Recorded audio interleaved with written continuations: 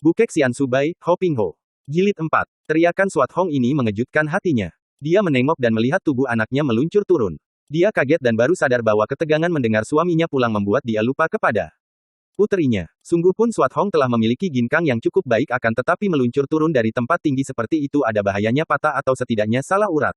Untuk meloncat sudah tidak ada waktu lagi, maka cepat dia menyambar sebuah ranting kayu di dekat kakinya, melontarkan kayu itu dengan tepat melayang di bawah kaki Suat Hong dan anak ini juga tidak menyia-nyiakan pertolongan ibunya. Dia menginjak kayu itu dan tenaga luncuran kayu itu dapat menahan dan mengurangi tenaga luncuran tubuhnya sendiri dari atas sehingga dia dapat meloncat ke bawah dengan aman. Seperti tidak pernah mengalami bahaya apa-apa, anak itu lalu lari ke arah ibunya dan berteriak girang, "Ayah datang, Ibu." Ibunya hanya mengangguk tanpa menoleh, tetapi memandang ke arah perahu yang makin mendekat pantai. "Hei, ayah bukan datang sendiri. Ada seorang wanita dan anak laki-laki bersama ayah di dalam perahu." Liu Beiwei tetap tidak menjawab akan tetapi memandang tajam penuh selidiki ke arah perahu. "Wah, jangan-jangan itu Selir dan Putera, ayah." Suat Hong yang memang berwatak terbuka itu berkata mengomel. Dia pun sudah tahu akan kebiasaan para pangeran untuk mengambil selir, maka dia tidak akan merasa heran pula kalau ayahnya juga mempunyai selir di luar pulau es, biarpun hatinya merasa tidak senang dan penuh iri memandang kepada anak laki-laki di dalam perahu itu. Mendengar ucapan yang tanpa disengaja oleh Suat Hong merupakan benda tajam menusuk hatinya itu, Liu Beiwei menjawab, perempuan itu masih terlalu muda untuk menjadi ibu anak laki-laki itu, sungguh pun bukan tidak mungkin dia adalah selir ayahmu karena dia memang cantik. Jawaban ini keluar dari lubuk hati Liu Beiwei sehingga keluar melalui mulutnya seperti tidak disadarinya. Barulah dia kaget ketika kalimat itu telah terucapkan. Cepat dia menoleh ke arah puterinya dan merasa menyesal telah mengeluarkan kata-kata yang penuh cemburu tadi. Segera digandengnya tangan anaknya dan untuk menghapus kata-katanya dari hati anaknya dia berkata riang, kenapa kita di sini saja? Hayo kita sambut ayahmu." Berlari-larianlah mereka menuruni tebing untuk menyambut kedatangan Pangeran Han Tiong di pantai pasir. Sikap wanita yang penuh kegembiraan ini menyembunyikan semua perasaannya sehingga Suat Hong sudah lupa lagi akan kedukaan ibunya tadi. Sebenarnya, memang amat giranglah hati Liu Beiwei melihat kembalinya suaminya sungguh pun kegembiraannya itu akan lebih besar andai kata suaminya pulang sendirian saja. Semenjak suaminya pergi beberapa bulan yang lalu dia mengalami penderitaan batin yang hebat. Memang dia maklum bahwa dirinya tidak disukai oleh keluarga kerajaan, karena dianggap seorang wanita berdarah rendah. Kebencian keluarga itu menjadi-jadi ketika mendapat kenyataan betapa Han Tiong tidak mau mengambil selir, hal ini dianggap oleh mereka bahwa Liu Beiwei menggunakan daya upaya untuk mengikat suaminya. Apalagi karena Liu Beiwei tidak mempunyai anak laki-laki, maka kebencian mereka makin bertambah. Sudah tentu saja, yang merasa paling benci adalah mereka yang mengharap agar Han Tiong pangeran calon raja itu memperistrikan puteri mereka. Pada waktu itu, raja yang sudah tua menderita sakit dan sudah menjadi dugaan umum bahwa usianya takkan bertahan lama lagi. Agaknya raja itu hanya menantikan kembalinya puteranya yang menjadi putera mahkota, yaitu Pangeran Han Tiong untuk mewariskan singgasana kepada puteranya ini. Akan tetapi, karena keadaan Han Tiong yang lain daripada para pangeran lain, suka merantau, istrinya orang rendah dan hanya satu, tidak punya selir, tidak punya putera, maka Liu Beiwei maklum bahwa di antara keluarga raja terdapat persekutuan yang menentang diangkatnya suaminya menjadi calon raja. Hal inilah yang mendukakan hatinya. Dia menganggap bahwa dirinya menjadi penghalang bagi suaminya dan hal inilah yang paling merusak hatinya. Maka dapat dibayangkan betapa gembira hatinya melihat suaminya pulang. Ketika ibu dan anak ini tiba di pantai, ternyata pasukan kehormatan telah berbaris dan siap menyambut pulangnya pangeran yang dihormati itu. Tentu saja Liu Beiwei dan Suat Hong mendapat tempat kehormatan paling depan dan ketika akhirnya perahu itu menempel di pantai dan Han Tiong melompat keluar sambil tersenyum lebar, Suat Hong menjadi orang pertama yang berlari menyambut. "Ayah, haha, Hong Ji, kau makin cantik saja." Han Tiong menerima puterinya itu dan mengangkatnya tinggi-tinggi, lalu melemparkan tubuh anaknya ke darah. Sambil tertawa-tawa Suat Hong melayang turun dan langsung menyerang ayahnya dengan jurus Keseng Jip Hai, bintang terompet meluncur ke laut seperti yang dilakukannya kepada ibunya tadi. "Hahaha, bagus juga." Ayahnya tertawa, menyambar kedua lengan yang mencengkram ubun-ubunnya, lalu memondong puterinya, dan mencium dahinya. Sambil memondong puterinya Han Tiong menghampiri istrinya yang sudah maju menyambutnya, memandang penuh kemesraan dan berkata halus, "Harap kau baik-baik saja selama aku pergi." Liu Beiwei memandang suaminya, tersenyum akan tetapi di balik senyum itu tampak oleh Han Tiong ada sesuatu yang menggelisahkan hati istrinya, apalagi ketika mendengar suara istrinya lirih. "Ayahanda raja sedang menderita sakit parah." Han Tiong mengangguk. Ucapan yang pendek itu sudah mencakup semua isi hati istrinya. Dia sudah mengenal hati istrinya yang tercinta itu dan tahu dia bahwa menjelang kematian ayahnya, ada hal-hal yang menggelisahkan istrinya. Tentu saja tentang warisan tahta kerajaan dan istrinya yang datang dari keluarga berdarah rendah, itu tentu saja mengkhawatirkan bahwa keturunan istrinya itu akan menjadikan persoalan bagi pengangkatan raja. Maka dia memandang istrinya dengan sinar mata menghibur, kemudian seperti teringat dia berkata, hampir aku lupa. Aku datang bersama seorang muridku, namanya Xing Liong akan tetapi di daratan besar sana dia dikenal sebagai Sintong. Hai, seorang Sintong, anak ajaib. Ingin aku tahu sampai di mana keajaibannya. Hong Ji, jangan. Ibunya menegur, akan tetapi anak itu meloncat ke depan dan pada saat itu, Xin Liong sudah turun dari atas perahu. Baru saja dia berjalan menghampiri gurunya, tiba-tiba ada bayangan berkelebat dan tahu-tahu seorang gadis cilik dengan gerakan seperti seekor burung Garuda menyambar telah menyerangnya dari depan, sebuah kaki kecil telah menghantam dadanya. Tanpa dapat ditanyakan lagi, Xin Liong roboh terjengkang, dadanya terasa nyeri dan napasnya sesak. Akan tetapi dia bangkit berdiri, mengebutkan pakaiannya yang menjadi kotor, memandang anak perempuan yang lebih muda daripada dia itu, menggeleng kepala dan berkata tenang, sungguh sayang sekali, seorang anak-anak yang masih bersih dikotori kebiasaan buruk mempergunakan kekerasan untuk memukul orang tanpa sebab. Swat Hong tertegun, lalu menoleh kepada ayahnya yang terdengar tertawa keras, ayah, dia tidak bisa apa-apa, mengapa disebut Sintong? Serangan biasa saja membuatnya roboh terjengkang. Hahaha, kau lihat dia roboh, akan tetapi apakah kau tidak lihat sesuatu yang ajaib? Dia tidak marah malah menyayangkan dirimu, bukankah itu ajaib? Anak yang luar biasa dia. Terdengar Liu Bewi berkata lirih dan kini Xuan Hong juga memandang Xin Liong. Akan tetapi dia masih merasa tidak puas dan berkata, dia tidak marah karena takut dan pengecut, ayah. Hei, Xin Liong, apakah engkau takut kepada Xuan Hong ini? Han Tiong berteriak kepada Xin Liong. Anak ini menggeleng kepala. Suhu mengerti bahwa Tecu tidak takut terhadap apapun dan siapapun. Swat Hong membusungkan dadanya yang masih gepeng itu, menegakkan kepalanya dan menantang, bocah sombong, kalau kau tidak takut, hayo kau lawan aku. Dia sudah siap memasang kuda-kuda.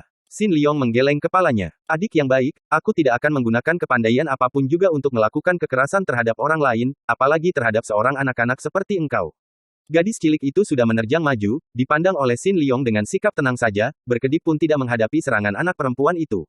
Tiba-tiba tubuh Swat Hong terhuyung ke belakang dan ternyata lengannya sudah ditangkap oleh ibunya dan ditarik ke belakang. Swat Hong, kau terlalu sekali. Seharusnya kau minta maaf kepada suhengmu itu. Swat Hong menoleh, melihat ayahnya tersenyum, melihat pandang mata semua orang dari prajurit sampai perwira penuh kagum terhadap Xin Liong. Barulah dia ingat bahwa dia telah melanggar pelajaran pertama dari ayahnya, bahkan dari semua penghuni pulau bahwa ilmu silat Pulau Es tidak boleh sembarangan dikeluarkan untuk menyerang orang tanpa alasan. Dan dia telah menyerang Xin Liong tanpa sebab apa-apa, padahal Xin Lion adalah murid ayahnya atau suhengnya kakak seperguruan. Biarpun dia berwatak keras dan tidak mengenal takut, akan tetapi sifatnya yang gembira dan mudah berubah membuat Swat Hong dapat mengusir semua rasa penasaran dan sambil tersenyum dan muka ramah dia menjura ke arah Xin Liong sambil berkata, Suheng, harap maafkan aku yang kurang ajar terhadap murid ayah. Xin Liong terkejut. Kiranya bocah ini puteri suhunya. Dia pun menjura dan berkata, tidak ada yang perlu dimaafkan, Sumoy. Kepandaianmu memang hebat, tentu saja aku bukan tandinganmu. Hai Hik, wah, dia baik sekali, ayah. Swat Hong lalu meloncat menghampiri Xin Liong, menggandeng tangannya dan diajak lari ke pinggir di mana dia menghujani Xin Liong dengan pertanyaan-pertanyaan. Siapakah nama lengkapmu, Suheng? Dari mana kau datang? Bagaimana kau dapat menjadi murid ayah? Apa saja yang sudah diajarkannya kepadamu? Mengapa pula kau disebut Sintong? Payah juga Xin Liong menghadapi hujan pertanyaan dari anak perempuan yang baru saja menyerangnya seperti seekor burung Garuda akan tetapi yang kini sudah bersikap demikian ramah dan baik terhadapnya ini. Akan tetapi baru saja dia memperkenalkan namanya, yaitu Quan Xin Liong dan belum sempat menjawab pertanyaan yang lain, perhatiannya, juga Swat Hong dan semua orang yang berada di situ tertarik oleh keributan yang terjadi ketika Kuat Lin turun dari atas perahu. Begitu Kuat Lin turun dari perahu, wanita yang masih belum sadar betul dari gangguan ingatannya karena malapetaka hebat yang menimpa dirinya, menjadi perhatian semua orang. Wanita ini memang berwajah manis dan gagah, apalagi ketika turun dari perahu itu rambutnya yang awut-awutan berkibar tertuip angin, pakaiannya yang terlalu longgar itu membuat dia kelihatan makin aneh dan penuh rahasia. Kuat Lin turun dengan sikap tenang, tetapi matanya bergerak liar menyapu semua orang yang memandangnya, kemudian mata itu berhenti memandang kepada Liu Bewi yang telah melangkah menghampirinya. Dia ini siapakah? Liu Bewi bertanya tanpa mengalihkan pandang matanya dari wajah pucat itu sambil di dalam hatinya menduga-duga dan menanti jawaban yang diharapkan dari suaminya karena pertanyaan itu sesungguhnya diajukan kepada suaminya. Akan tetapi sebelum Han Tiong menjawab, tiba-tiba Kuat Lin, wanita itu membentak, manusia-manusia busuk. Kubunuh engkau. Dan dia sudah meloncat ke depan dan menyerang Liu Bewi dengan pukulan yang dahsyat. Hei, Tuan Nio, jangan begitu. Xin Liong berteriak mencegah, namun terlambat karena Kuat Lin sudah menyerang dengan cepatnya. Sedangkan para penghuni Pulau Es, termasuk Swat Hong dan Pangeran Han Tiong sendiri, hanya memandang dengan tenang-tenang saja. Plak-plak, tubuh Kuat Lin terpelanting ketika pukulannya tertangkis oleh Liu Bewi dan wanita ini sudah menamparkan pundaknya sebagai serangan balasan. Hal ini membuat Kuat Lin yang memang belum sadar benar itu makin marah. Dengan nekat dia melompat bangun dan menerjang lagi, Pangeran Han Tiong sudah mendahuluinya menotok pundaknya sambil berkata, tenanglah, Nona, Kuat Lin kembali roboh, akan tetapi tubuhnya disambar oleh Han Tiong. Ternyata dia telah ditotok lemas. Dengan lambaian tangan, pangeran itu memanggil 4 orang wanita pelayan yang kelihatan tangkas-tangkas. Dia sedang sakit, ingatannya tidak sewajarnya. Ucapan ini ditujukan kepada istrinya yang memandang marah. Mendengar ini, Liu Bewi mengangguk-angguk dan kemarahannya di wajahnya berubah menjadi iba. Bawa dia ke kamar tamu dan rawat dia baik-baik, kata Liu Bewi kepada 4 orang pelayan itu yang segera menggotong tubuh Kuat Lin pergi dari situ. Barulah Pangeran Han Tiong kini mempedulikan sambutan resmi dari para pangeran dan pasukan penghormatan. Tadi dia seolah-olah menganggap mereka semua itu seperti patung belaka. Dengan megah pangeran itu lalu langsung diantar ke kamar ayahnya sang raja yang sedang sakit dan yang telah lama menanti kedatangan puteranya ini, sedangkan Xin Liong langsung diajak oleh Swat Hong ke bagian istana di mana dia dan ibunya tinggal, yaitu di bagian kiri istana besar. Tepat seperti telah diduga oleh semua penghuni Pulau Es, 3 hari kemudian setelah pulangnya Pangeran Han Tiong, Raja tua meninggal dunia setelah sempat menyaksikan Han Tiong dinobatkan menjadi penggantinya, merajai Pulau Es dalam upacara yang amat sederhana. Dapat dibayangkan betapa tidak puas dan penasaran rasa hati para pangeran yang membenci Han Tiong karena usaha mereka memanaskan hati mendiang ayah mereka tentang keadaan Han Tiong tidak dipedulikan oleh raja tua itu. Dan untuk memberontak secara terang-terangan, tentu saja mereka tidak berani karena di dalam pulau itu, pada waktu itu Han Tiong merupakan orang yang paling sakti. Maka, mereka itu hanya diam saja biarpun tidak pernah lengah barang sehari pun untuk mencari peluang dan kesempatan yang baik untuk menjatuhkan Han Tiong, atau lebih tepat lagi, menjatuhkan Liu Bewi yang mereka anggap sebagai biang keladi dari penyelewengan Han Tiong saat keluarga raja di Pulau Es. Setengah bulan kemudian, berkat perawatan yang baik dari Liu Bewi dan para pelayan, juga dengan pengobatan tusuk jarum oleh Raja Han Tiong sendiri, ditambah obat-obatan berupa daun-daun yang dicari para anak buah Pulau Es atas petunjuk Xin Liong, gangguan ingatan yang diderita oleh De Kuat Lin menjadi sembuh. Pada suatu pagi, wanita yang bernasib malang ini duduk seorang diri di dalam taman istana, taman yang bukan berisi bunga-bunga hidup, melainkan terisi ukir-ukiran bunga dari batu-batu beraneka warna, dihias salju dan patung-patung kayu. Sudah berhari-hari, dia duduk di taman ini dan didiamkan saja karena menurut Raja Han Tiong, wanita malang ini harus dibiarkan pulih kembali ingatannya dan tidak boleh diganggu. Namun, diam-diam dia sendiri melakukan pengawasan karena entah bagaimana, makin lama dia menjadi tertarik dan tahu bahwa dia jatuh hati kepada gadis ini. Tiba-tiba Kuat Lin melompat bangun karena mendengar gerakan di belakangnya. Sebagai seorang ahli silat kelas tinggi, sedikit suara saja cukup membuat dia siap waspada. Ketika dia membalik, dia melihat Han Tiong yang berdiri di situ sambil memandangnya dengan senyum ramah. De Kuat Lin yang kini sudah sembuh sama sekali, memandang penuh keheranan lalu menegur, "Siapakah engkau? Dan mengapa engkau bisa berada di tempat aneh ini?" Melihat sikap gadis ini dan mendengar pertanyaan-pertanyaan itu, legalah hati Raja Han Tiong. Sikap dan kata-kata itu sudah cukup membuktikan bahwa Kuat Lin telah sembuh sama sekali, telah kembali kepada keadaan sebelum mengalami tekanan batin hebat, maka tentu saja tidak mengenalnya dan tidak mengerti mengapa dan bagaimana bisa berada di pulau itu. "Nona, girang hatiku mendapat kenyataan bahwa Nona telah sembuh dari lupa ingatan yang Nona derita belasan hari ini." "Lupa ingatan. Sekaranglah aku kehilangan ingatan karena aku tidak mengenal engkau dan tidak tahu mengapa dan bagaimana aku bisa berada di tempat ini." "Memang begitulah. Tadinya Nona lupa ingatan, dan baru sekarang Nona sadar sehingga Nona lupa lagi apa yang Nona telah alami selama belasan hari ini. Sungguh aku ikut merasa berduka dan terharu akan nasib Kasa Sin Siap yang amat malang." Tiba-tiba wajah itu menjadi merah sekali dan kemudian berubah pucat. Kau tahu apa yang terjadi kepada kami?" Raja Han Tiong tersenyum dan memandang wajah yang mengguncangkan hatinya itu dengan senyum mesra. "Tentu saja, Nona. Aku dan muridkulah yang mengubur jenazah 12 orang suhengmu, dan aku dan muridku pula yang menolongmu membawa ke sini kemudian mengobatimu sehingga sembuh hari ini. Aku adalah Raja Han Tiong, Raja Pulau ini dan kau berada di Pulau Es." Mata yang indah ini terbelalak. "Apa? Di Pulau Es? Dan aku telah mendengar nama besar Pangeran Han Tiong. Sekarang telah menjadi Raja Han Tiong, Raja sebuah pulau kecil tak berarti, Nona, dan aku belum mengetahui namamu karena selama ini kau tidak menyebut namamu." Kuat Lin menjatuhkan diri berlutut dan menahan isaknya. "Saya menghaturkan banyak terima kasih atas pertolongan Paduka, dan maafkan kalau saya tidak mengenal penolong saya. Saya bernama De Kuat Lin, orang termuda Kepsa Sin Hiap, dan kalau Paduka menaruh kasihan kepada saya ingin segera pergi dari sini.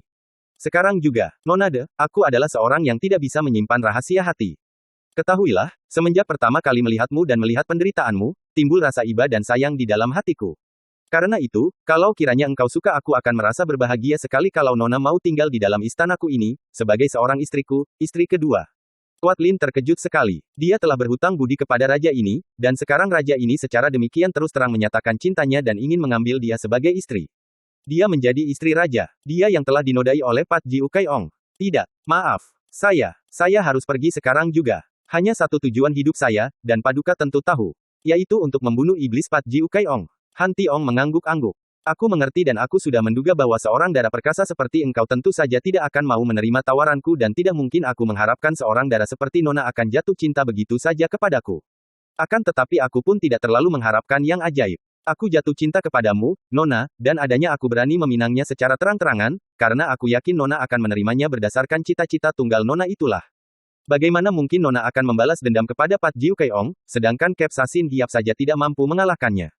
Akan tetapi kalau engkau menjadi istriku, soal membalas dendam kepada Pat Jiu Keong sama mudahnya dengan membalikan telapak tangan. Ucapan ini berkesan mendalam, memang buat Quatlin termangu-mangu. Dia bukan gadis lagi dan tidak mungkin dia menjadi istri orang, dan baginya setelah berhasil membalas dendam, hanya kematianlah yang akan mengakhiri noda yang dideritanya. Akan tetapi, menjadi istri kedua Raja Han Tiong yang sakti, lain lagi halnya, apapula kalau orang sakti itu sendiri sudah tahu akan keadaannya. Apakah Paduka akan mengajarkan ilmu kesaktian kepada saya? Tanyanya dan kini dia mengangkat muka, memandang raja itu, diam-diam harus mengakui bahwa laki-laki ini gagah dan tampan, sungguh pun usianya tentu tidak kurang dari 40 tahun. Terserah kepadamu. Kalau engkau suka memenuhi hasrat hatiku yang ingin memperistrimu. Kalau kau menghendaki, dalam waktu pendek saja aku dapat menangkap musuhmu itu dan menyeretnya ke depan kakimu. Atau, engkau boleh mempelajari ilmu dan aku berani tanggung bahwa selama setahun saja engkau akan mengalahkan musuhmu itu. Benarkah itu? Nona de Quatlin, Han Tiong bukan orang biasa membohong, pula aku tidak ingin mendapatkan dirimu dengan jalan membohong. Aku telah bicara terus terang dan andai kata engkau menolak sekalipun, aku tidak akan memaksamu. Sekarang juga, kalau engkau menolak, akan kusediakan perahu untukmu. Nah, engkau yang memutuskan. Tentu saja timbul keraguan hebat di dalam hati Quatlin. Dia mengerti betapa lihainya Pat Jiu Keong. Tentu saja dapat pergi ke Butong Pai dan melaporkan malapetaka yang menimpa Kep Sasin Hiap itu kepada gurunya, Ketua Butong Pai, Kui Bok Xianjin. Akan tetapi, gurunya sudah tua sekali, dan belum tentu gurunya mau mencampuri urusan dunia, biarpun murid-muridnya terbunuh. Mengandalkan para saudara seperguruan, agaknya akan sukar mengalahkan Pat Jiu Keong, dan terutama sekali yang memperberat hatinya, kalau dia pergi ke Butong Pai, tentu semua orang akan tahu tentang malapetaka yang menimpa dirinya, bahwa dia telah diperkosa oleh Pat Jiu Keong. Kemana dia akan menaruh mukanya kalau semua orang mengetahuinya akan hal itu? Sebaliknya, kalau dia berada di Pulau Es, selain tak seorang pun akan tahu tentang hal yang memalukan itu, juga dia akan mempunyai kesempatan besar untuk melakukan balas dendam itu. Akan tetapi, benarkah pria di depannya ini akan mampu mengajarnya sehingga dalam waktu setahun dia akan lebih pandai dari Pat Jiu Keong? Dia tidak akan puas kalau tidak dapat membunuh jembel iblis itu dengan tangannya sendiri. Biarpun dia sudah banyak mendengar nama besar pangeran dari Pulau Es yang kini menjadi raja itu, namun bagaimana dia dapat membuktikan kesaktiannya? Apakah orang ini lebih lihai dari gurunya dan terutama sekali, lebih lihai dari Pat Jiu Keong? Perlahan-lahan Quatlin bangkit berdiri dan sejenak memandang kepada Han Tiong yang juga sedang memandangnya. Keduanya berpandangan dan akhirnya Quatlin berkata, saya ingin sekali dapat membalas dendam dengan tangan saya sendiri. Akan tetapi, bagaimanakah saya dapat yakin bahwa dalam setahun saya dapat belajar di sini dan menangkan iblis itu?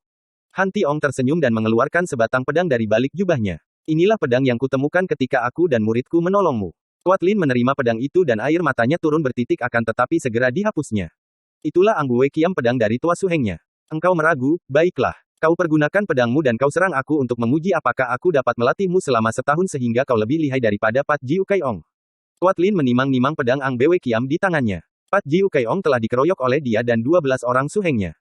Mereka telah mainkan Enjio Heng Kiam, bahkan telah membentuk barisan Sin Kiam Tin ketika mengeroyok kakek iblis itu namun akhirnya mereka semua kalah, sungguh pun sejenak kakek itu terdesak. Kini, kalau hanya dia seorang diri menyerang raja ini, mana bisa dipakai ukuran apakah dia lebih lihai dari Pat Jiu Keong? Nona, jangan ragu-ragu. Percayalah, kalau engkau benar rajin belajar, dalam waktu setahun engkau pasti akan dapat mengalahkan dia. Hiat Chiang Hoat Sut dan Pat Motung Hoat dari kakek itu sebetulnya kosong saja, kata raja itu, seolah-olah dapat membaca isi hati Quatlin. Dara itu terkejut, kemudian mengambil keputusan untuk menguji orang ini sebelum dia menyerahkan dirinya yang sudah ternoda itu menjadi istrinya sebagai penebus latihan ilmu untuk membalas dendam.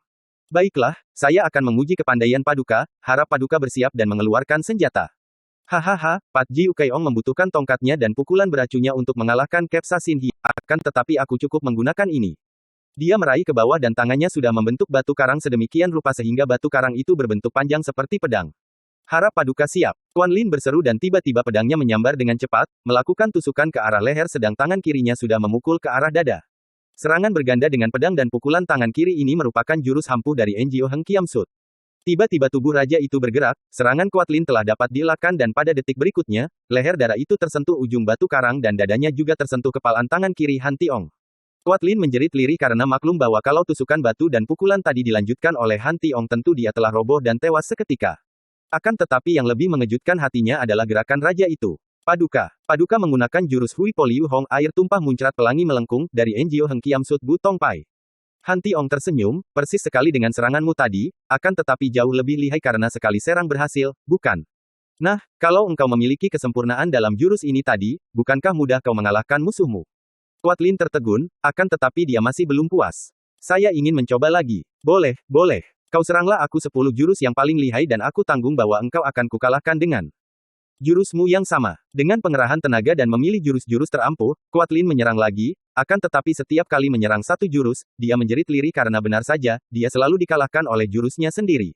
Jurus itu digerakkan oleh Han Tiong sedemikian aneh dan sempurnanya, demikian cepat dan mengandung tenaga mujizat sehingga biarpun dia mengenal jurusnya sendiri, dia tidak sempat lagi mengelak atau menangis. Setelah 10 kali dia terkena sentuhan ujung batu atau usapan tangan kiri lawan yang lihai ini dia menjadi yakin, lalu menjatuhkan diri berlutut. Saya menerima penawaran Paduka. Han Tiong memegang kedua pundaknya dan mengangkatnya bangun berdiri. Mereka berdiri berhadapan, saling pandang dan wajah raja itu berseri melihat betapa wajah Kuat Lin menjadi merah sekali dan ada kedukaan hebat tersembunyi di balik kemerahan wajah karena malu itu. Dengan mesra Han Tiong mengusap pipi halus kemerahan itu dan berkata lirih, aku tahu, Kuat Lin. Peristiwa terkutuk menimpa dirimu membuat kau jijik terhadap pria dan muak terhadap hubungan antara pria dan wanita. Akan tetapi, aku bukanlah pria yang mengutamakan hubungan badani saja, Kuat Lin. Aku akan menghapus kejijian dan kemuakan itu. Percayalah, aku cinta dan iba kepadamu. Keputusan yang kau ambil ini tepat sekali dan tidak akan mendatangkan sesal di kemudian hari. Mari kita mengumumkan pernikahan kita. Semoga engkau berbahagia. Han Tiong mencium dan mengecup mesra dan halus pinggir mata Kuat Lin, kemudian menggandeng tangannya dan mengajaknya berjalan memasuki istana dari pintu belakang yang menembus ke taman itu. Tentu saja tidak ada kehebohan terjadi ketika Han Tiong mengumumkan keputusannya mengambil The Kuat Lin sebagai istri kedua, sungguh pun hal ini mendatangkan bermacam-macam tanggapan para penghuni Pulau Es. Pesta diadakan, pesta yang sederhana saja tetapi cukup meriah. Sebagian besar penghuni Pulau Es bersuka cita dan mengharapkan bahwa dari pernikahan ini, raja akan dikurniai seorang putra. Juga terjadi bermacam tanggapan di kalangan keluarga raja. Ada kekecewaan akan tetapi ada pula harapan. Kecewa karena sekali lagi Raja Han Tiong mengambil orang luar sebagai selir, akan tetapi timbul harapan karena mungkin melalui istri kedua ini mereka dapat memukul Liu Bewi yang mereka benci. Ternyata kemudian oleh Kuat Lin bahwa semua ucapan yang dikeluarkan oleh Raja Pulau Es itu ketika meminangnya bukan hanya bujukan kosong belaka. Raja itu benar-benar jatuh cinta kepadanya dan hal ini terasa olehnya setelah dia menyerahkan dirinya menjadi selir Raja Han Tiong. Dengan sepenuh jiwa raganya, Han Tiong mencurahkan kasih sayang kepadanya sedemikian besarnya sehingga lambat laun dia pun jatuh cinta kepada suaminya ini. Dan dia yang tadinya hendak belajar ilmu silat sebagai dorongan terutama dengan mengorbankan dan menyerahkan diri sebagai selir, setelah menerima pencurahan cinta kasih yang amat mesra dan mendalam, mulailah berbalik pikir. Apalagi setelah 9 bulan kemudian semenjak dia menjadi selir, dia melahirkan seorang anak laki-laki. Kuat Lin merasa betapa hidupnya berubah sama sekali, kalau dulu dia hanya seorang pendekar wanita yang seringkali menghadapi banyak kesengsaraan hidup, kini menjadi seorang yang mulia dan terhormat, bahkan dia mendapat kenyataan bahwa suaminya benar-benar memiliki ilmu kepandaian yang luar biasa tingginya. Timbul keinginan hatinya untuk mengangkat diri menjadi permaisuri, dan dia merasa berhak karena bukankah dia yang mempunyai keturunan laki-laki, dan selain menjadi permaisuri, juga menjadi pewaris semua ilmu kesaktian dari Pulau Es. Kalau sudah demikian, baru dia akan mencari dan membunuh Pat Jiu Kai Ong. Kebenciannya terhadap kakek iblis jembel itu kini menjadi tipis sekali. Memang kalau dipikir betapa selama 3 hari 3 malam kakek itu mempermainkannya, merenggut kehormatan dengan memperkosa secara amat menghina akan tetapi ada segi lain yang membuat dia diam-diam berterima kasih kepada kakek itu.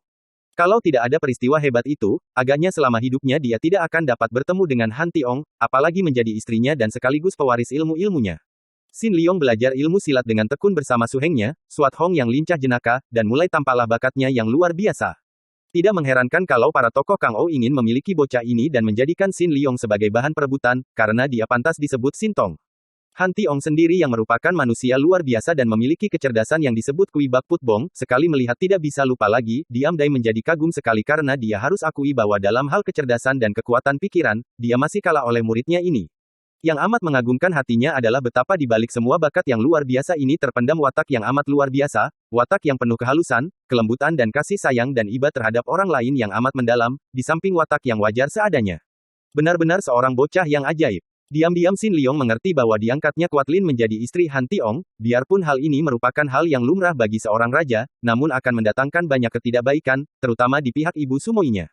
Apalagi ketika dia melihat sikap dan perubahan pada diri bekas pendekar wanita Butong Pei itu akan tetapi karena dia hanyalah seorang anak kecil yang tidak tahu apa-apa dan yang sama sekali tidak berhak mencampuri urusan dalam suhunya, maka tentu saja dia hanya berdiam diri, hanya mengikuti perkembangan keadaan dengan hati tidak enak.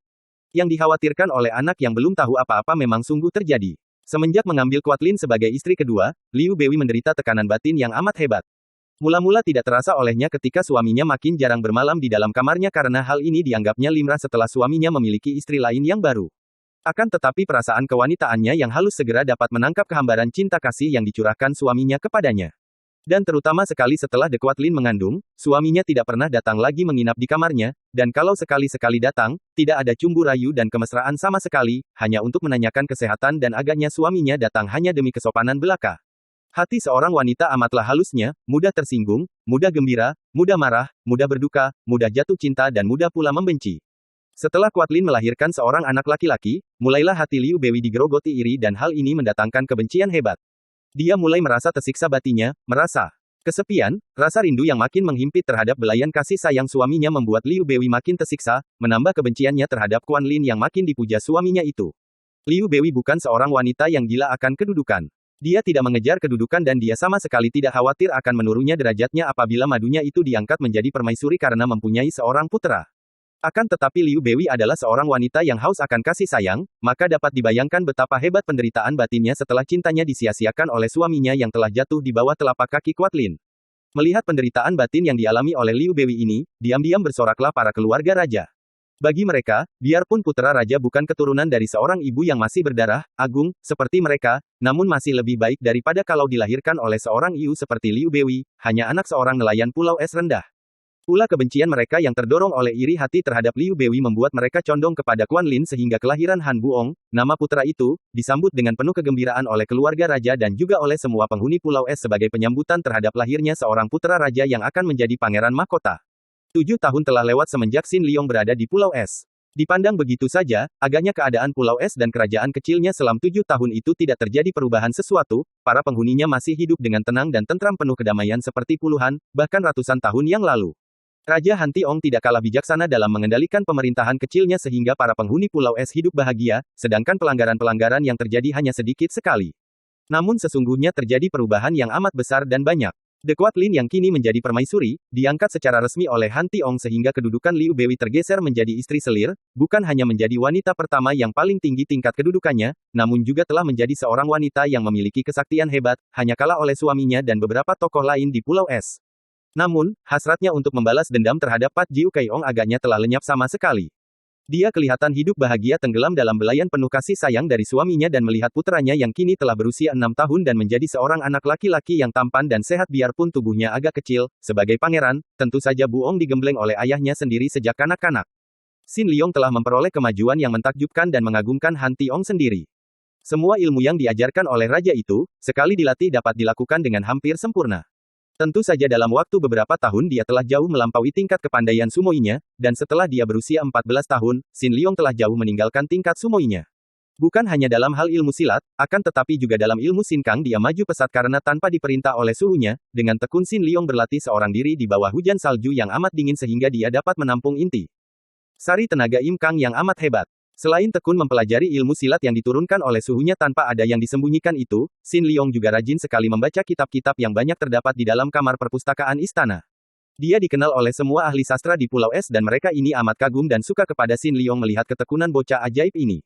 Tidak ada bosannya Xin Liong membaca kitab-kitab kuno dan setiap bertemu huruf baru yang tidak dikenalnya, dia mencatatnya untuk kemudian ditanyakan kepada para ahli itu. Dengan cara demikian, biarpun tidak dibimbing langsung, namun Xin Liong telah dapat memperkaya perbendaharaan kata-kata sehingga dia mampu membaca kitab-kitab yang paling kuno di dalam perpustakaan itu. Kitab kuno tidaklah seperti kitab biasa, karena selain huruf-hurufnya kuno, juga huruf-huruf itu mengandung arti yang amat mendalam. Karena inilah, maka kitab-kitab yang amat kuno di pulau itu jarang atau hampir tidak pernah dibaca orang. Han Tiong sendiri segan membaca kitab-kitab itu, karena selain sukar, juga isinya hanyalah sajak-sajak kuno yang dianggapnya tidak ada gunanya dan melelahkan otaknya. Namun semua kitab itu, dilalap, semua oleh Xin Liong. Bukan ini saja, namun anak ajaib ini dapat menemukan sesuatu yang tersembunyi di dalam sajak-sajak itu. Dia menemukan rangkaian ilmu silat sakti yang masih merupakan rangka terselubung di dalam huruf-huruf kuno yang sukar dimengerti itu, bahkan menemukan pula ilmu yang masih dirahasiakan oleh Han Tiong, ilmu yang selama ratusan tahun mengangkat nama Pulau Es, yaitu ilmu intisari dasar gerakan semua ilmu silat. Dengan ilmu ini yang sudah dikuasainya, maka Han Tiong dapat mengalahkan 7 orang tokoh sakti dengan jurus ilmu silat mereka sendiri ketika Han Tiong menolong Xin Long di Zheng Hoa Xian.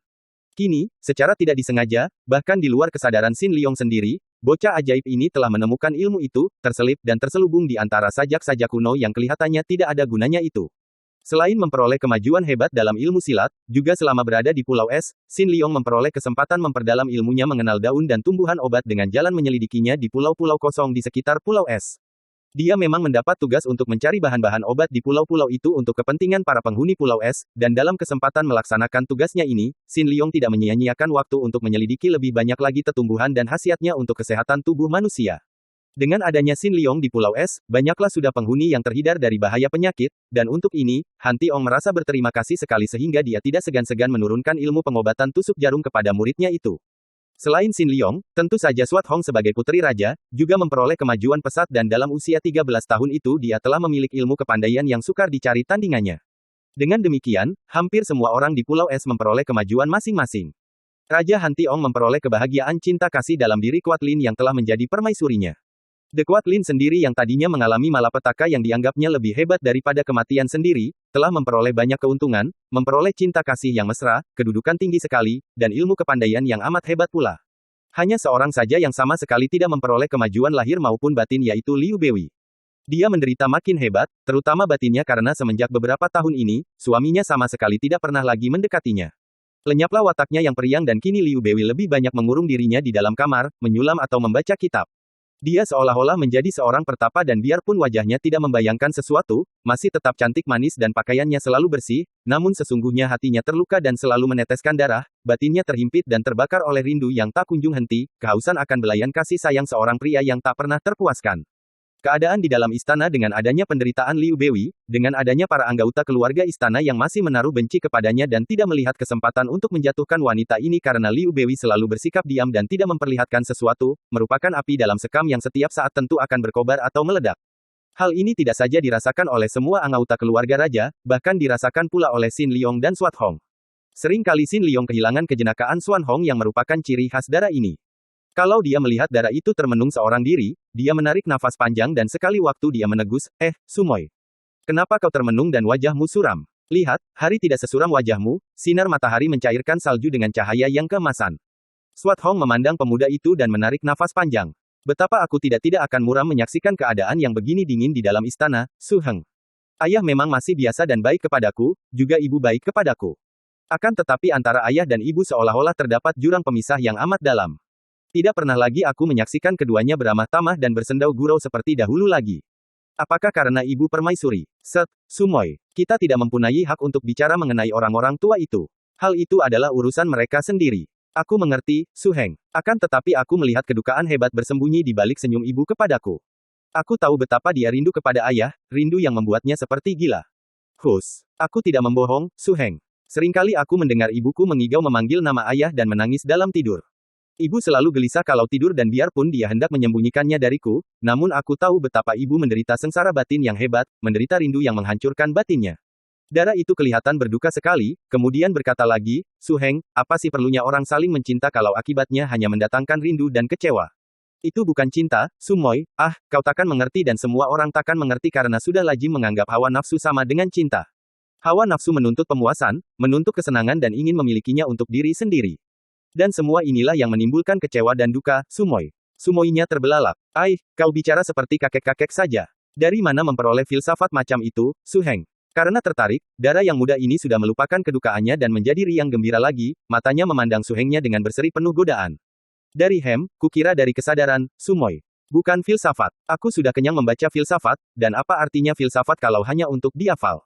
Tidak ada bedanya dengan benda mati yang hanya diulang-ulang, dipakai perhiasan, dijadikan alat untuk terbang melayang di awang-awang yang kosong. Terlalu banyak kitabku baca sudah, dan mungkin juga karena memperhatikan keadaan mendatangkan kesadaran. Dia menarik napas panjang. Su Heng, kau tadi mencela aku yang kau katakan murung. Akan tetapi aku juga seringkali melihat engkau seperti orang berduka. Apakah kau tidak senang tinggal di Pulau Es? Aku suka sekali tinggal di sini, Sumoy. Kurasa jarang terdapat tempat seindah ini, masyarakat setenteram ini. Akan tetapi, kalau aku melihat hukuman-hukuman yang dibuang ke pulau neraka. Hal itu bukan urusan kita, Su Heng. Bukankah kau tadi juga mengatakan bahwa urusan antara ayah dan ibu bukan urusanku? Maka urusan hukuman itu pun sama sekali bukan urusan kita. Kau keliru, Sumoy. Urusan ayah bundamu memang merupakan urusan pribadi mereka. Akan tetapi urusan orang-orang terhukum adalah urusan umum, urusan kita juga. Aku merasa tidak senang sekali dengan adanya peraturan itu. Aku akan berusaha untuk mengingatkan Suhu. Tapi ayah seorang raja, Su Heng. Raja pun manusia juga. Tapi raja hanyalah menjalankan hukum yang berlaku, Su Heng. Hukum pun buatan manusia. Benda mati. Tiba-tiba terdengar suara tambur dipukul. Sejenak dua orang muda-mudi itu memperhatikan dan wajah Xin Liong menjadi muram. Nah, ada lagi sidang pengadilan yang akan menjatuhkan hukuman. Entah siapa lagi sekarang yang melakukan pelanggaran. Mari kita lihat, Su Heng. Xin Liong digandeng tangannya oleh Swat Hong yang menariknya ke arah bangunan di samping istana, bangunan yang dijadikan ruang sidang pengadilan di mana dijatuhkan hukuman terhadap mereka yang melakukan pelanggaran-pelanggaran. Ketika mereka tiba di situ, banyak sudah penghuni Pulau Es yang menonton di luar ruangan, dan tentu saja dua orang muda-mudi itu mudah untuk memasuki ruang sidang dan duduk di atas kursi yang berderet di pinggiran. Ruangan itu luas sekali, lantainya halus dan bersih. Isi ruang hanyalah sebuah meja panjang dan di belakang meja panjang ini terdapat 5 buah kursi dan di kanan kiri, di pinggir juga terdapat kursi-kursi, sedangkan di depan meja, di bagian tengah tetap kosong. Pada saat Xin Liong dan Swat Hong tiba di ruangan itu, di belakang meja telah duduk hakim, yaitu seorang kakek tua keluarga kerajaan yang biasa bertugas sebagai hakim, sedangkan di sebelah kanannya, di kursi kebesaran, tampak duduk Han Tiong sendiri bersama permaisurinya. Hal ini merupakan keanehan karena biasanya raja hanya datang tanpa permaisurinya dan duduk bersama dengan para pangeran lain. Agaknya permaisuri Raja Han Tiong sekarang ini ingin pula melihat pengadilan dilakukan di Pulau Es. Para pesakitan yang sudah berlutut di depan meja, di atas lantai, hanya 3 orang. Seorang laki-laki tinggi besar penuh brewok yang matanya lebar dan gerak-geriknya kasar, seorang laki-laki muda yang tampan dan seorang wanita yang usianya 40-an, namun masih cantik dan wanita ini berlutut di samping laki-laki muda yang kelihatan ketakutan, tidak seperti laki-laki tinggi besar dan si wanita yang kelihatan tenang-tenang saja. Dengan suara lantang jaksa penuntut membacakan tuntutan kepada laki-laki tinggi besar yang sudah berlutut ke depan setelah namanya dipanggil, yaitu Bowu Tangkui. Bowu Tangkui telah berkali-kali diperingatkan karena sikapnya yang kasar, suka menggunakan kepandaian menghina yang lemah dan suka mencuri. Terakhir ditangkap karena melakukan pencurian, mengambil batu hijau mustika penyedot racun ular milik orang lain. Karena kejahatannya membahayakan Pulau Es, dapat menimbulkan kekacauan dan permusuhan, maka hukuman yang paling berat patut dijatuhkan atas dirinya, selain untuk memberantas kejahatan dari permukaan pulau juga sebagai contoh kepada semua penghuni pulau.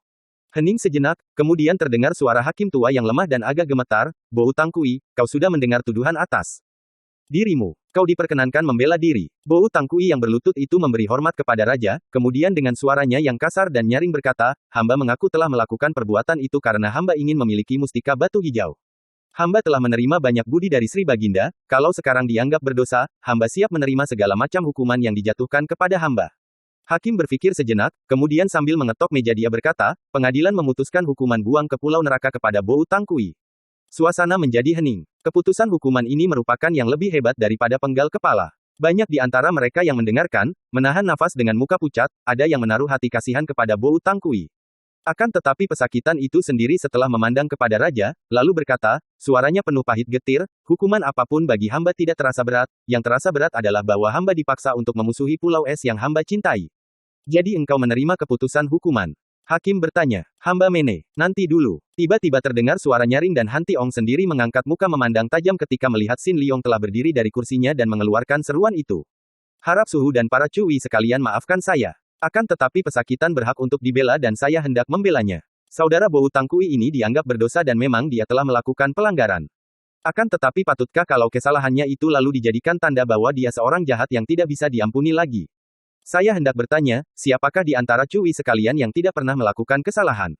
Semua manusia pasti pernah melakukan kesalahan dan karena kita semua manusia, maka kita pun tentu pernah melakukan kesalahan. Siapakah yang mau kalau kesalahan yang dilakukannya itu lalu dijadikan tanda bahwa selamanya dia akan bersalah atau berdosa, dan patut dihukum tanpa ampun lagi? Kesalahan yang dilakukan oleh Bowu Tangkui adalah sebuah penyelewengan biasa yang dilakukan oleh manusia yang berbatin lemah. Manusia yang berbatin lemah dan melakukan penyelewengan sama saja dengan seorang yang sedang menderita semacam penyakit, hanya bedanya, yang sakit bukan tubuhnya melainkan hatinya. Akan tetapi, setiap orang sakit bisa sembuh. Maka, menghukumnya dengan hukuman keji itu sama dengan membunuhnya.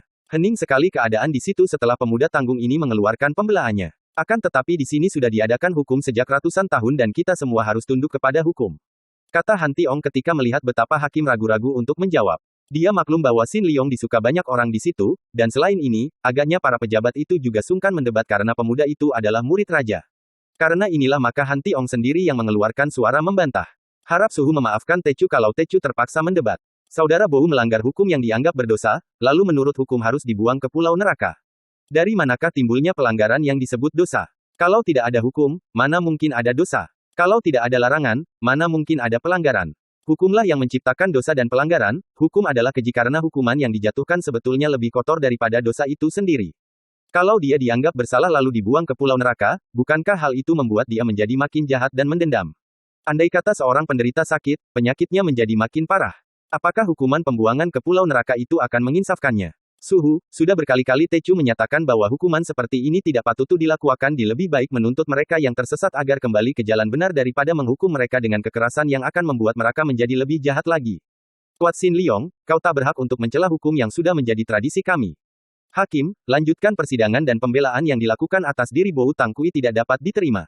Bentak Han Tiong yang merasa tersinggung juga mendengar betapa peraturan yang dijunjung tinggi selama ratusan tahun oleh nenek moyangnya itu kini disangkal dan dicela oleh seorang bocah yang menjadi muridnya. Xin Liong menghela nafas dan terpaksa dia duduk kembali. Set, kau terlampau berani. Swat Hong berbisik. Tiada gunanya. Xin Liong balas berbisik. Suara jaksa yang lantang sudah memanggil nama dua orang pesakitan yang lain, laki-laki tampan dan wanita cantik itu. Mereka maju dan berlutut di depan pengadilan. Xia Jinhua dan Lu Qiat telah ditangkap karena melakukan perzinahan. Karena Xin Jinhua telah menjadi istri syah dari Ji Hoat, maka perbuatan itu merupakan perbuatan hina yang amat berdosa, melanggar larangan keras yang telah disyahkan hukum. Karena itu, tidak ada pengampunan baginya dan mohon pengadilan menjatuhkan hukuman terberat kepadanya. Adapun Lu Qiat, biarpun masih muda dan belum beristri, namun dia telah berzina dengan istri orang, maka dia pun harus dijatuhi hukuman yang layak. Kemudian terserah kepada hakim. Wanita itu menundukkan mukanya yang menjadi merah sekali ketika mendengar suara mengejek dari mereka yang menonton di luar ruangan sidang, akan tetapi sikapnya masih tenang-tenang saja. Adapun Lu Qiat, pemuda itu menjadi pucat wajahnya, akan tetapi dia juga menundukkan mukanya, kelihatan gelisah sekali. Pengadilan memutuskan hukuman buang ke pulau neraka kepada Xia Jinhua dan hukuman rangket 100 kali kepada Lu Qiat. Hamba tidak menerima. Tiba-tiba Xia Jinhua berteriak. Yang melakukan perzinahan adalah hamba berdua, maka kalau dibuang pun harus hamba berdua. Tidak, hamba menerima hukuman rangket 100 kali. Teriak pula Lu Qiat. Laki-laki apa kau ini? Ketika merayuku, kau berjanji akan bersama-sama menderita andai kata dibuang ke pulau neraka. Xia Jinhua memaki dan terjadilah ribut mulut antara mereka. Diam. Teriakan menggetarkan dari Han Tiong membuat mereka berdiri menjatuhkan diri mohon pengampunan. Karena kalian melakukan perbuatan yang memalukan sekali, menodaikan nama baik Pulau Es, maka sepatutnya kalian berdua sama-sama dibuang ke pulau neraka. Kata raja itu dengan suara tenang namun penuh wibawa. Xia Jinhua memegang tangan kekasihnya dan menangis sambil menciumi tangan itu, akan tetapi wajah Lu Qiat menjadi makin pucat. Kembali Xin Liong bangkit berdiri. Maaf, Suhu. Tecu terpaksa membantah lagi. Mereka memang telah melakukan perbuatan yang melanggar hukum yang ada, akan tetapi apakah perbuatan mereka itu sudah demikian jahatnya maka sampai mereka dihukum buang? Tecu kira di balik perbuatan mereka itu tentu ada sebab dan alasannya. Mereka menjadi korban nafsu, akan tetapi kalau seorang istri sampai melakukan penyelewengan, tentu pihak suami juga ada kesalahannya. Tidak perlukah diselidiki mengapa wanita ini yang telah bersuami sampai berzina dengan pria lain? Mengapa dia sampai tidak dapat menahan dorongan nafsu birahi? Tentu ada sebab-sebabnya. Xin Liong, engkau seorang bocah belum dewasa, tahu apa tentang nafsu birahi? Bentak gurunya, agak tertegun juga karena dia mendapatkan kebenaran tersembunyi di balik bantahan muridnya itu. Terdengar suara ketawa ditahan di sana-sini, bahkan permaisuri sendiri menahan senyumnya. Tecu, mengerti dari kitab, pembelaan seorang anak yang belum dewasa terhadap perzinahan yang dilakukan orang dewasa tidak dapat diterima. Laksanakan hukumannya dan buang mereka bertiga sekarang juga ke pulau neraka, kata Han Tiong. Persidangan dibubarkan dan 3 orang pesakitan itu lalu digiring keluar untuk dilaksanakan hukuman atas diri mereka, yaitu dibuang ke pulau neraka, hukuman yang paling mengerikan dan paling ditakuti oleh semua penghuni Pulau Es karena mereka semua tahu bahwa dibuang ke pulau neraka berarti hidup tersiksa dan sengsara, lebih hebat dari kematian. Peristiwa seperti inilah yang membuat hati Xin Liong memberontak. Dia amat cinta dan kagum kepada suhunya, akan tetapi peraturan hukum di Pulau Es ini dianggapnya terlalu kejam. Sebaliknya, Han Tiong yang maklum akan kekecewaan hati muridnya yang dia kagumi dan cinta, berusaha menyenangkan hati muridnya itu dengan menurunkan ilmu-ilmu simpanannya sehingga dalam waktu setahun lagi saja ilmu kepandaian pemuda yang berusia 15 tahun itu menjadi makin hebat. Boleh dibilang dialah orang satu-satunya yang menjadi pewaris ilmu-ilmu Pulau Es. Biarpun permaisuri juga mewarisi banyak ilmu dahsyat namun dibandingkan dengan Xin Liong dia kalah bakat sehingga kalah sempurna gerakannya, apalagi dalam hal tenaga Xin Kang dia kalah jauh. Hal ini adalah karena Xin Liong adalah seorang yang pada dasarnya memiliki batin kuat dan tidak pernah terseret oleh nafsu, sebaliknya De Kuat Lin adalah seorang wanita yang dibangkitkan nafsunya semenjak dia diperkosa oleh Pat Jiu Kaiyong.